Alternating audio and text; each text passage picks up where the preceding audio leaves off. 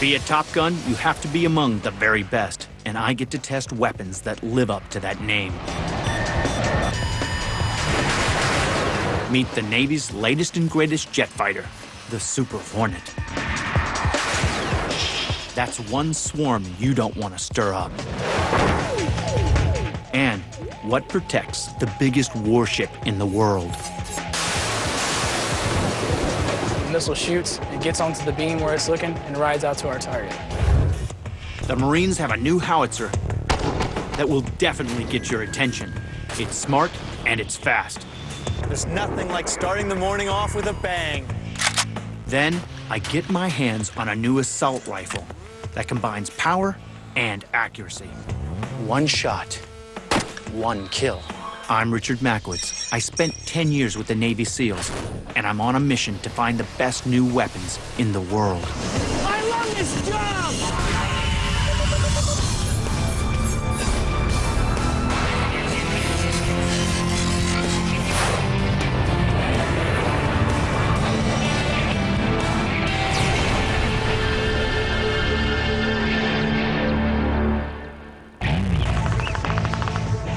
In the 1960s, the U.S. combat soldier met a new friend, the M16 assault rifle. Since then, it's been used in just about every combat mission, from the jungles of Vietnam to the deserts of Iraq. The M16 family is the most trusted in the U.S.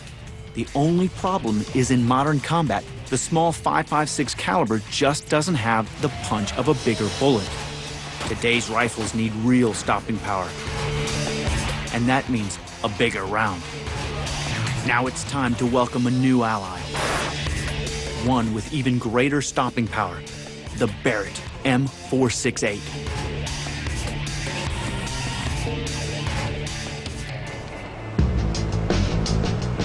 I've come to the headquarters for Barrett Firearms in Murfreesboro, Tennessee, to find out more. To understand what sets it apart from the two most popular assault rifles used today, we need to look at the difference between the rounds they fire. This is the 5.56 millimeter round. It's the standard round for the M16 and M4 rifles. It's a small bullet, but it flies really fast. The standard round for the AK-47 is the 7.62 millimeter. It's a much bigger bullet, but it travels around 400 miles an hour slower than the smaller 5.56 round. And that's a big difference for an assault rifle. What I'm looking for is a bullet with enough punch to stop a terrorist dead in his tracks. I'm going to look at the smaller round first. Now, the 5.56 is a very accurate round, but it doesn't necessarily transfer enough kinetic energy to knock down a target. What I'm going to do is I'm going to demonstrate that kinetic energy against one of those steel targets down there.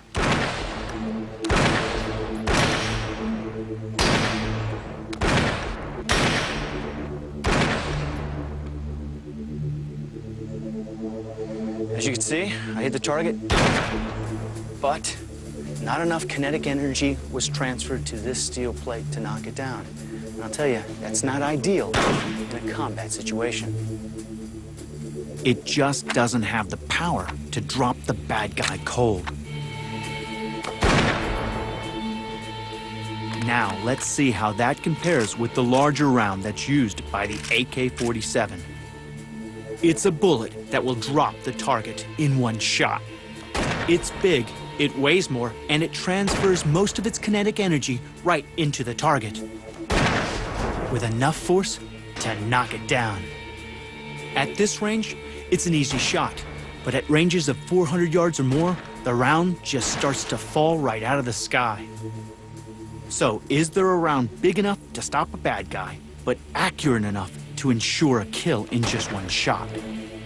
What you're looking for is a round that can deliver enough mass at that accelerated pace that when it arrives, it literally forces the target to the ground. And this is where the new Barrett comes into its own. It's been developed to take a larger and more powerful round without sacrificing the accuracy of the smaller caliber. What's its secret? Well, it's in the name. The M468 takes the Remington 6.8 millimeter special purpose cartridge. Lifelong shooter Ronnie Barrett is the man behind it. We are now looking to try to beef up the potency of this rifle by increasing the lethality of the projectile. We are coming up on enemy combatants that are no longer stopped by being wounded or being put out of commission. It's almost like a kamikaze type situation where the only way to truly stop him is to kill him. Coming up, a brand new howitzer so light and so powerful, it can change the course of a battle. And I step aboard the world's most powerful warship.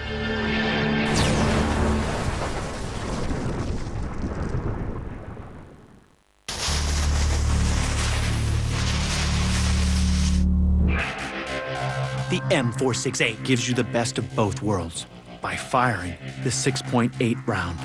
It's big and it's fast. And when it's moving through the air, you don't want to be in its way.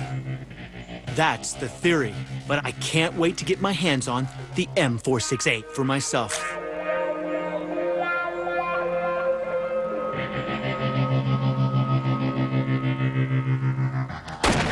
Just look at that.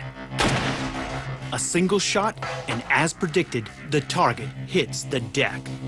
It has diameter, and it has weight, and it has kinetic energy, and it has what it takes to kill on the first round. Best of all, the gun has been designed to handle just like the reliable M16, an assault rifle most infantry are familiar with. If you look, the stock is basically the same. The buffer assembly is the same. The trigger assembly is the same. The selection switch is the same. Even the magazine release is exactly the same. So, when you start to look at how it's actually put together for field stripping, you've got the upper receiver, you've got the charging handle, which is exactly the same. Boom.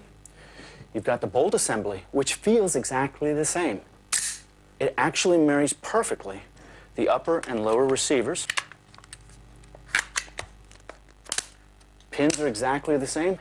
So this weapon is ready to go, ready to do its business. It has twice the stopping power of the 5.56. You get a bigger payoff and a better knockout punch. Now it's time to see it in action. Okay, here's the scenario. You got two guys over there. They're using doors as cover. I've been authorized to get my M468 online. If I see them as a threat, I can take them out. And the challenge is to shoot through the door and knock them down with one round.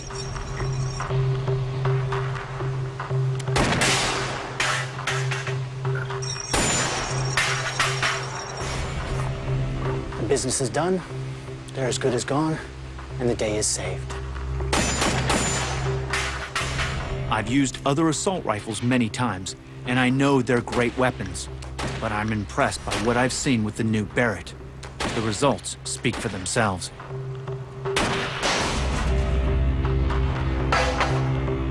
The Barrett assault rifle has another trick up its sleeve that protects soldiers in close-quarter fighting, especially in environments like Baghdad. Just the sheer noise of rounds going off in buildings can be disorienting. Enter the Barrett, deadly and quiet. It has threads to mount a suppressor.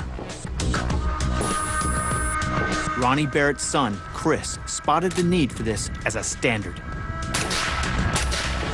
So you don't have the logistical problem of, how do we mount a suppressor on the weapon? This gun is ready to accept the suppressor, which, as you know, is a valuable tool in tactics in this room-to-room, urban-type combat. Absolutely. Having a suppressor that you can easily put on a weapon and use it in those close-quarter situations makes all the difference in the world. The introduction of the M468 marks a new era for the U.S. infantry rifle. With the perfect partnership of the Barrett 468 and the 6.8 millimeter round, one shot is one kill. If it's coming at you,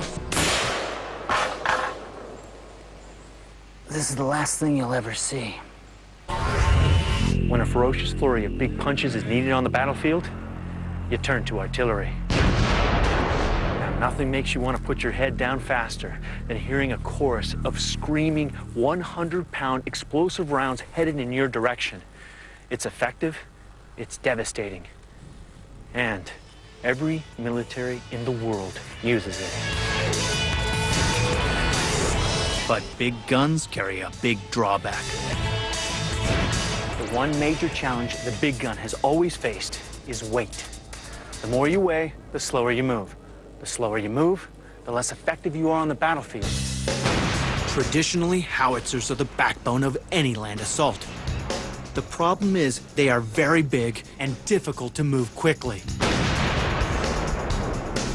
Take, for example, the M198 model. Weighing in at 16,000 pounds, it doesn't exactly move fast when the clock is ticking. When the Marines hit Afghanistan in 2001, they were so worried about it slowing them down that they resorted to using smaller and much less powerful weapons like rockets and grenades. The good news? There's a brand new howitzer making its way to the fight. I'm on my way to Oklahoma to find out more.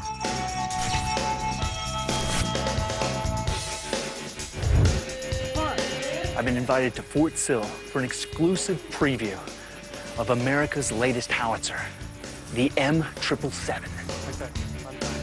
It's being designed for the Marine Corps, and if everything goes to plan, it promises a big bang for their buck, a howitzer that's smarter, faster, and lighter. To find out more, I meet with Colonel Tansey, the man behind current and future cannon systems in the United States. What we've done with the 777 is we've gone from steel to high tensile titanium, and we've reduced the weight of this vehicle from 16,000 pounds to about 9,800 pounds, almost in half.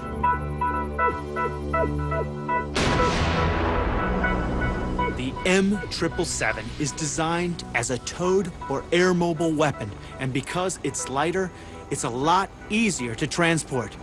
You can put it under a CH-47 Chinook helicopter and still have room for ammunition. Better yet, you can fit two of them onto a C-130 aircraft compared to just one traditional howitzer. Once on the ground, the M777 can be moved using the same truck as older models. But because it's half the weight, the truck is able to carry about 40% more ammunition. And that means it can fire a range of different rounds for different targets. The key word here is flexibility. Right. And having a weapon system like this allows you to be so much more flexible. I got to be able to cover every mission that could potentially hit our maneuver forces out there, and we've got to support them. The M777 is definitely smaller and lighter than its tried and tested counterpart. But don't be fooled into thinking that it makes it less powerful. This is a standard HE, high explosive 155 howitzer round. It weighs just about 100 pounds. And when it's fired from the M777, it throws this round at 3 times the speed of sound out to 15 to 18 miles. That's very good news for the ground troops who need help in a hurry. I mean, picture an infantry soldier out there who's pinned down by a machine gun nest, by an enemy insurgent. Well, the one person he's going to call is going to be his artillery fire support coordinator, and he's going to ask for fires. And I don't want to waste time. Even better, the M777 never gets lost. It's got an onboard computer that can tell it exactly where it is and orients itself on the battlefield. It's called TADS. TADS is a way for this vehicle to not only find itself in space and time on the ground, it can locate itself, it can also orient itself on a direction. So it gives it directional control and orientation to where it's at on the Earth. So you're talking about an artillery gun that is able to communicate to its crew exactly where everything else is at. Where it's at and where it's pointed. That's a big advantage. Traditionally, artillery systems had to be positioned close enough to each other to allow for voice commands. But now, with this new digital capability, they should be able to spread out more, allowing them to deliver their devastating firepower over a much greater area.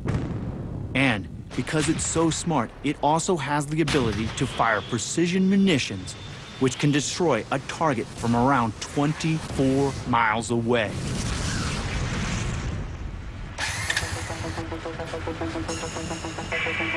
Having heard all about the M777, I'm up long before daybreak to join the Marines for a day of operational exercises. These fine men are just out of Marine Corps training and are hoping to specialize in artillery fire. Their mission today is to learn how to position, load, and fire the M777. Break on! Traditional howitzers needed a crew of 9 men just to operate them. This one only needs 5.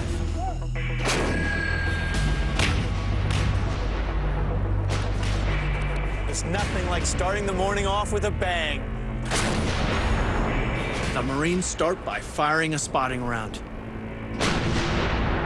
Once they've found their range, they line up their guns, and here it comes. Fired a spotting round. Now they're gonna get ready to fire for effect. They're gonna shoot a volley of 3 rounds apiece. Quadrant 240.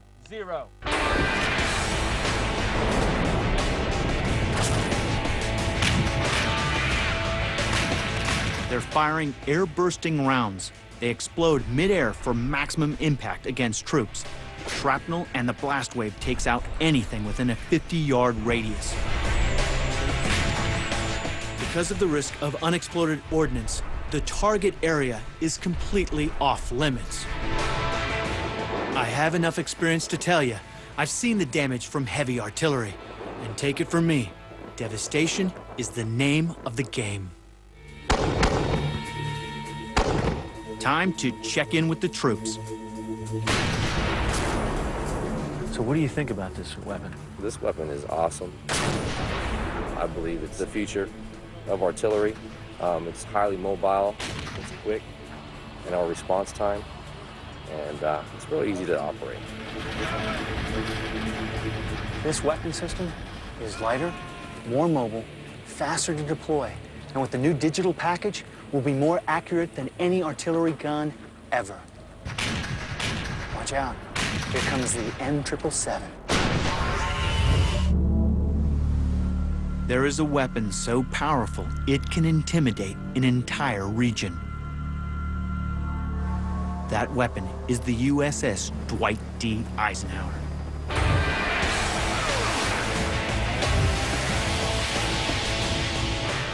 The Eisenhower, nicknamed the Ike, is one of the Navy's 9 Nimitz-class supercarriers.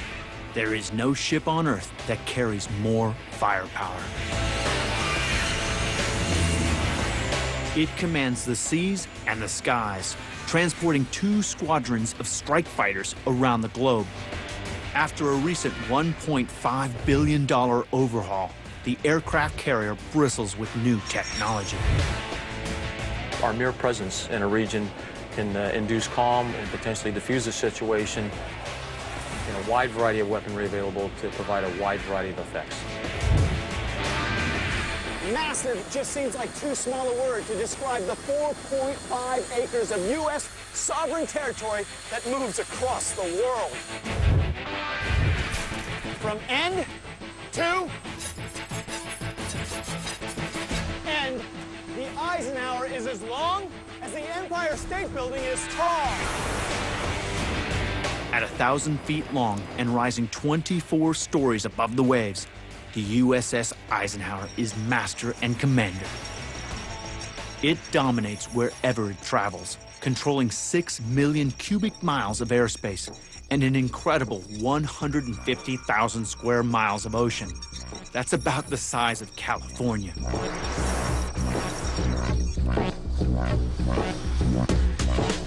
This formidable ship has long sea legs, too. Because it's nuclear-powered, the Eisenhower can stay at sea for years at a time. With its nuclear reactor and a top speed of 30 knots, the Eisenhower has nearly unlimited endurance and the speed to get to any hot spot in the world and make its presence felt. During its recent refit, the Ike was given 2 new nuclear reactor cores pumping out a massive 280,000 horsepower. And it can still go for 25 years without refueling. That means nowhere is beyond its reach, especially with these on board. 2 squadrons of the Navy's latest jet fighter. It's a squadron you don't want to stir up because it's capable of delivering a deadly sting.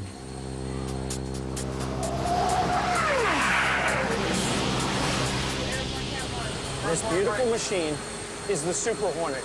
It's the next generation of the F-18 Hornet. It's capable of carrying a much bigger payload, which means it can deliver a bigger knockout punch. After 25 years in the Navy's inventory, the F-18 Hornet was due for a major facelift. And boy, did it get it. Bigger engines made it faster and more powerful, but at the same time, it got a longer range, so now it can fly 40% further than before. I talked to pilot, Lieutenant Charlie Stoli Schwartz. So you are a pilot for a Super Hornet. What's the difference between a Super Hornet and the regular Hornet? The Super Hornet, as opposed to the regular Hornet, has a lot bigger wingspan, has a few more wing stations that can carry a few more extra bombs. Basically, it's a little bit more advanced avionics and a few more advanced weapon systems that we can carry on the jet. Coming up, what other super weapons protect the Ike? And I experienced life as a Top Gun firsthand. Because That's the Super Hornet, and I get to fly in one.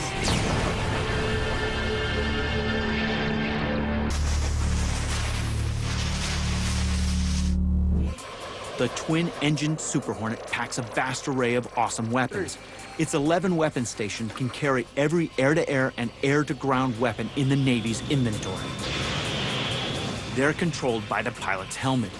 A magnetic mounted tracker determines where the pilot's head is pointed and projects the information onto the pilot's visor. The head tracker and visor display act as a targeting device that can aim the plane's weapons wherever the pilot is looking. Whatever he's packing, they're fired with just the nod of the pilot's head. Our joint helmet-mounted cueing system gives us the ability to look, don't even have to point the jet, and shoot. In the air, basically, when you're going through merges, meaning jets are coming right at each other, you just have the ability to keep running and point and shoot. It's a great tool just to get away from your target as soon as possible, especially against the more advanced air-to-air threats. The Super Hornet is a true multi-role aircraft. It can perform virtually every mission in the tactical spectrum, including day or night strikes, suppression of enemy air defenses, maritime strikes, and reconnaissance. What capabilities does the Super Hornet actually give the Eisenhower? The Super Hornet actually gives the Eisenhower the capability to have a few less jets on the flight deck. We have the ability to give gas, playing a tanker role, and we also have the ability to extend our time on station with the extra gas that the Super Hornet can carry. As a multi-mission strike fighter, the Super Hornet is an incredible machine.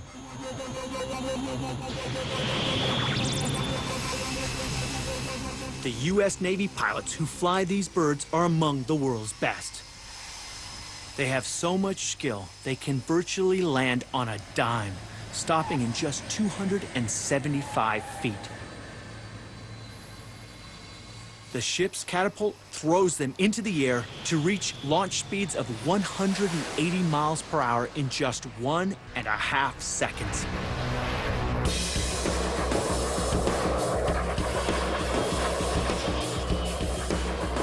Its onboard computers all talk to the squadron, giving everyone a complete picture of the battlefield.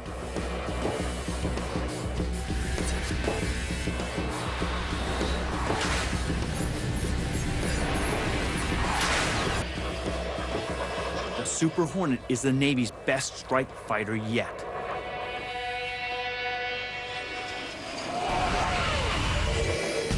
The USS Eisenhower commands the world's oceans. The only problem with being the biggest thing in the ocean is that you are a gigantic and very visible target. As the British discovered during the Falklands War, the greatest threat to a ship is a missile attack. They lost 2 ships to the deadly Exocet missile. If an Exocet hits a carrier, it's game over. But the Eisenhower doesn't need to worry. The Ike is equipped with a missile system so smart it controls not only its own missiles, but the entire strike groups as well.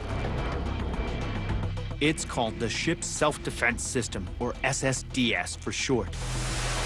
Combat Systems Officer Brian Julian is in charge of the Ike's defenses. In a nutshell, what it's done is integrated all of our sensors and our fire control weapons. In other words, all of the ships work together as a team to tackle any threat. Once it gets into killing range, the SSDS chooses the best placed launcher from the entire fleet and lets it rip. So basically everything's interconnected. Weapon systems, radars, everything works together. We've got to be ready all the time for the unexpected, and so all systems ready all the time is our credo. To ensure they're prepared for anything, the crew drills constantly. All hands man your battle stations. That's general quarters. It's where the crew is brought to a full state of readiness. No one has an idea what the threat is. It could be anything from a fire to an incoming missile. Here's what happens when an incoming missile is spotted. The ship's self-defense system triggers the first line of defense, the new, improved Sea Sparrow missile.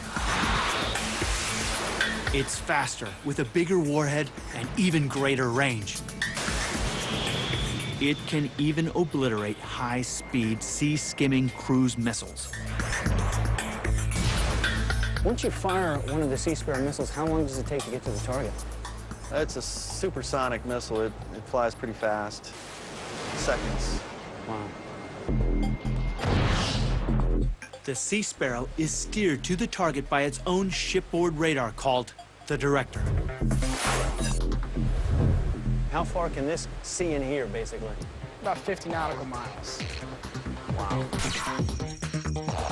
When the missile is launched, it tunes into this beam and rides it out to the target.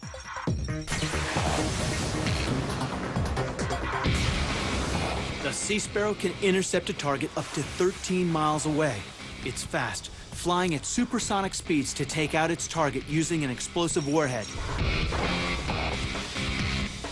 So you guys pick up a missile that's about 13 miles out, and then you make a determination. How fast would that all take place? I've seen engagements take less than 12 seconds up to 38 seconds from start to finish. The launcher is also packed with missiles, 8 of them. The Sea Sparrow missile gives you 8 opportunities to stop an incoming threat. And trust me, when you're talking about a cruise missile coming at you, you need that big a safety net. Okay, worst case scenario. What happens if an incoming threat slips through the net? Previously, the Ike relied upon a weapon called the phalanx. The phalanx shoots a wall of tungsten bullets at its target, but it only takes out missiles once they're right near the ship. And that's a terrifying thought with an Exocet missile coming right at you. The Ike needed a last line of defense that could strike faster and sooner. So, as part of its refit, a powerful new rapid reaction missile system made its debut. It's called the RAM. It's short for Rolling Airframe Missile, and it can go faster and further than the phalanx. Fire Controlman Second Class Robert Delahunt and his RAM team have just seconds to react. RAM is absolutely vital because it's our second umbrella of defense. It's our second level of defense on board Ike. It's a fast attack, high rate of fire missile system. 100% accurate. Really? Yes. After launch, the missile spins at high speed, where its wings pop out to help it fly straight. It's accurate and deadly.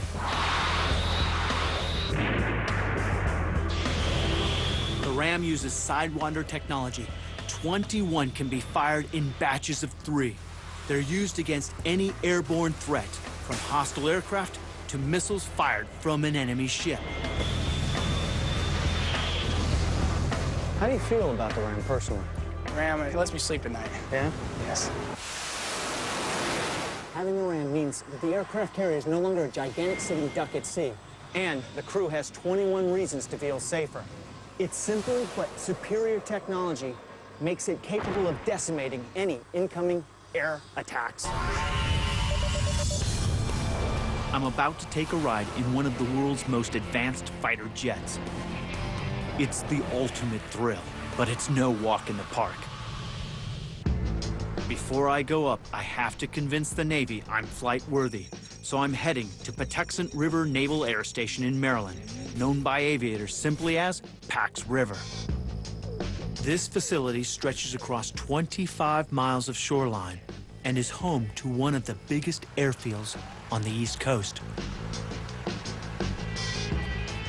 Before I can get into the seat of a Super Hornet, I need to pass some challenging pre-flight tests.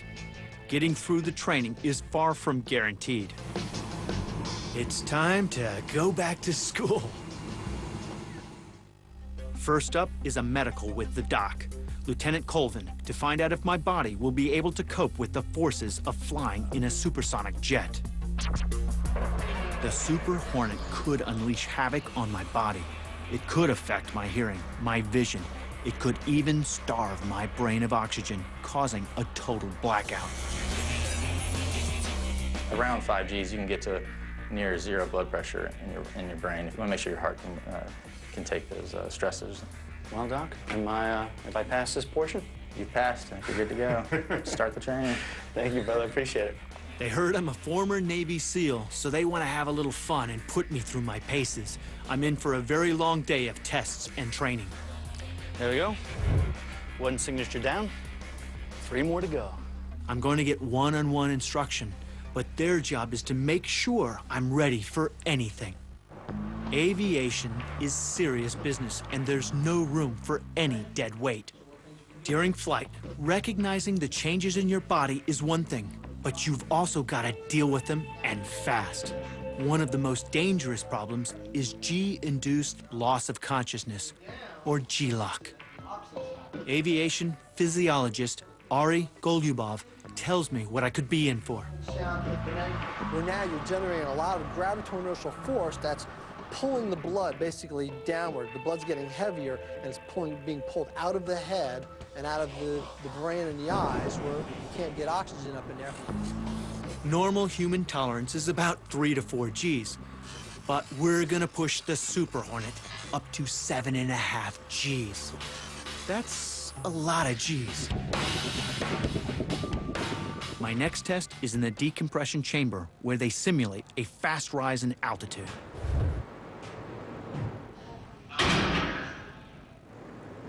Go up to 8,000 feet. Except they do it a lot faster here.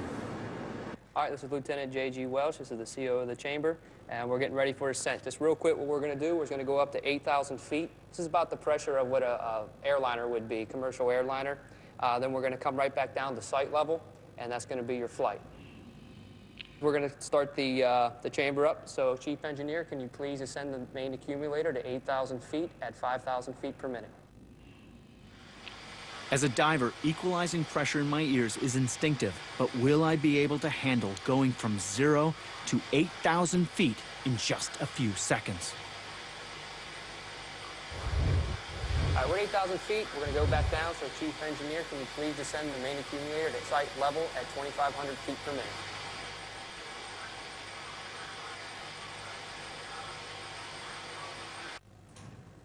That's definitely one of the shortest flights I've ever had in my life. Up to 8,000 feet, right back down. Everything's working.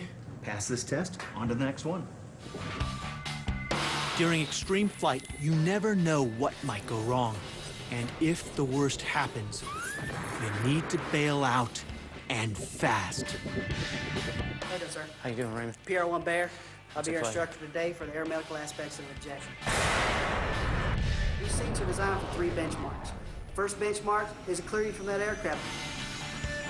There's apparently something wrong with this aircraft. We need to get away from it. Second thing you want to see is that automatic parachute deployment. Third thing you want to see is seat man separation. This whole shell, everything goes away with the exception of the seat kit is attached to you, just like this young man up here hanging. Ejecting from a supersonic jet is extremely violent. Punching out of the cockpit puts enormous pressure on your spine, compressing it. Then you're hit with a massive wind blast. I hope that being in this training seat is the closest I ever get.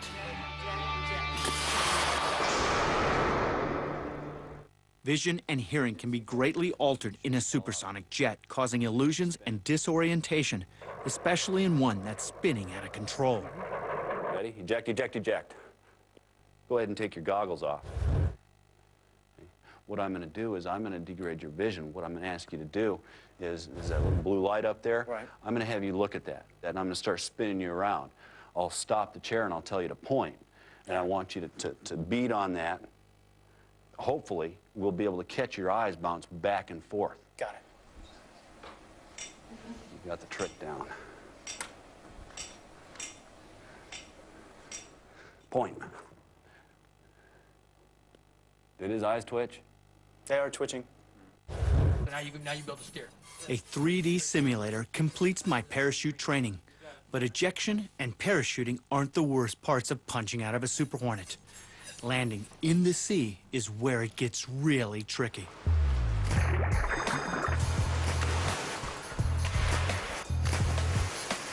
As a one-time Navy SEAL, I'm at home in the water.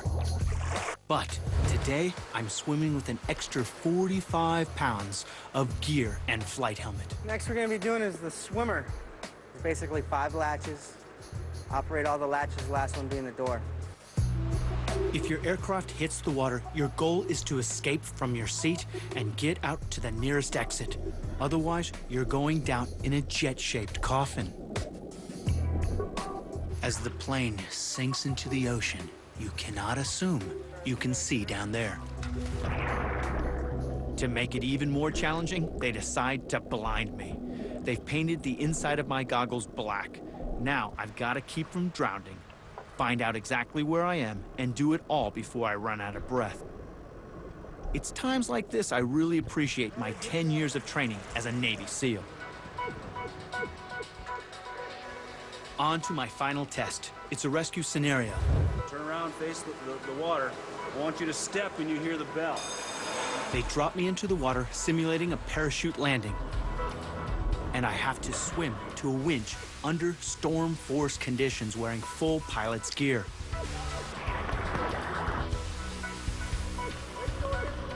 I get to the winch and hook myself up. It's what I'd have to do if a chopper had to pluck me out of the sea. And that's my last test, which means I'm now qualified to backseat the Super Hornet. Coming up, I get to fly shotgun in the Navy's own time.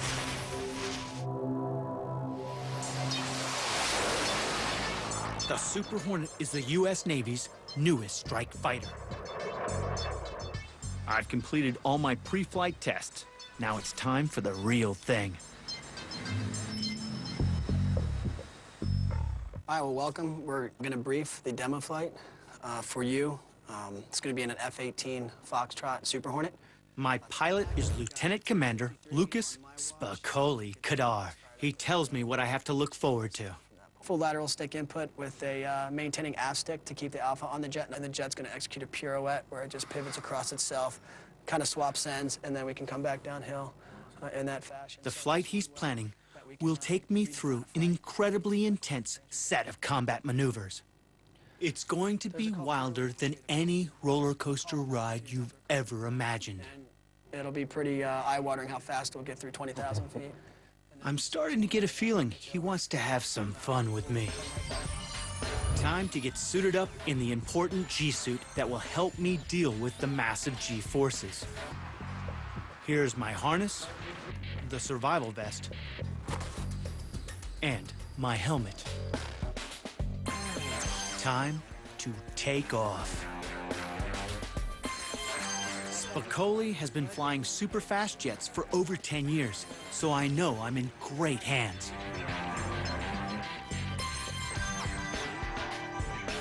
This is the latest and greatest we have in our Strike Fighter. These are going to be your primary displays. You'll be able to see navigation displays, weapons, some air-to-ground weapons displays, navigation modes, things of that nature that are going to pertain to our flight. Normally things that are painted yellow and black, when you activate them, violent things happen. So, again, don't touch the violent. Yeah, don't touch unless we really talk about it and we need you to. I passed my medical examination, practiced my parachute landing, prepared for sensory disorientation, and come through the water test with flying colors. In a few minutes, I get to go for the ride of my life on Super Hornet.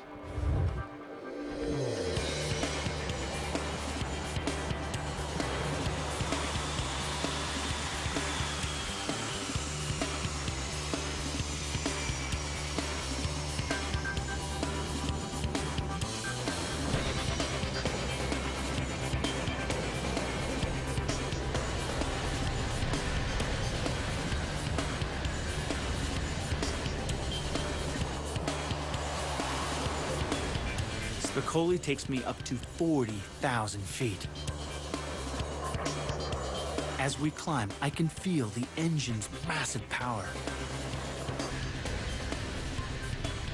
Then he executes some tight turns. And I can start to feel the G's pulling on my body.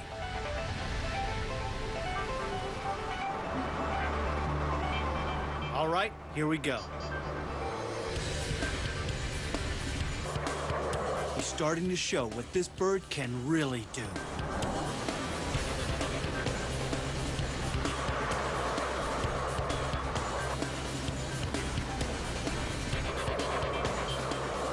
He's going to execute the pirouette maneuver. It's designed to shake an enemy off your tail. At the top of the loop, the plane rolls sharply, and we're into a steep dive. We're hurtling towards the ground at speeds well over Mach 1.2. But Spicoli doesn't hang back.